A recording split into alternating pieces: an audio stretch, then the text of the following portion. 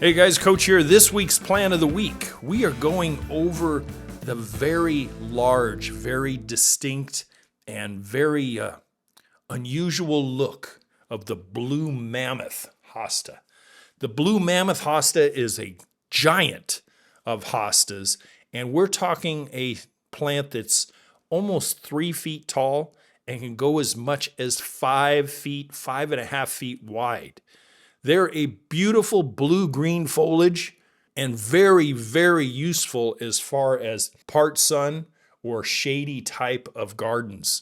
Hardy down to zone 3 for gosh sakes, and really work in well with other shade type of plants such as ferns, dicentra, hydrangea, some azalea, the shade azaleas.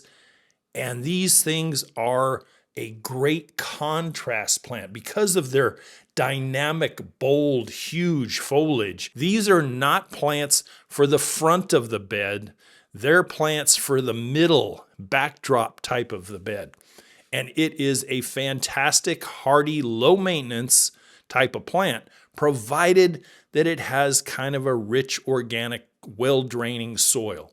If you have a real crappy soil, you're going to have to amend the soil really, really well. That is the situation I'm going to be facing when I get one, because I don't have the greatest of soil here at Brook and Pond. So when you do grow these, I would say the soil pH is not critical, but it can be important. And I would say neutral or slightly acidic. Probably you don't even need to have it below 6. But 6 and 7 would probably be a perfect range. And because of the size of the plant, you can mix in the dissectum type of leaf contrast that ferns and other plants like that have. And that's where you really get a beautiful woodland type of garden look. That's going to be my focus this year down on our driveway, is coming up with a small woodland garden.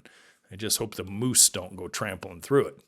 Anyway, Blue Mammoth Hosta, that's going to be a big one on my radar this year, and I hope you can find them if you have a place that has plenty of space. You can do these in containers, and you can start out small with them and then upsize your container as needed. Just remember the mature size, 3 by 5 minimum. Blue Mammoth Hosta, give it a shot. Tell me what you think if you already have one and if you have any problems with it. I noticed that a lot of the advertisements that I have seen out there say that they're very slug and snail resistant, probably because of the size of the leaves and the leathery, tough texture as the leaves mature.